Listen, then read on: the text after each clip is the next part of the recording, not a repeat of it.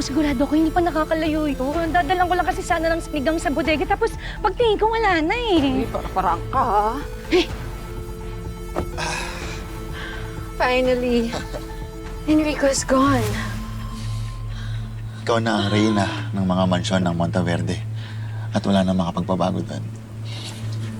Maybe, nag-book ako ng expensive seafood restaurant dito. May private room yan.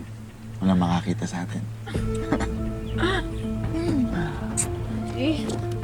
Ay. Serena? Enrico?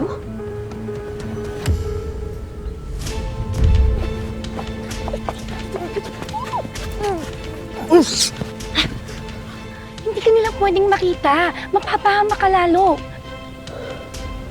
Ha? Enrico? Serena!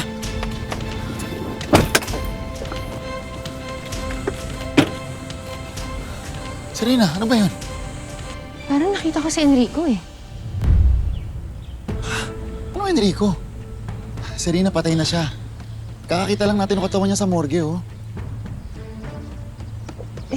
Parang nakita ko siya eh.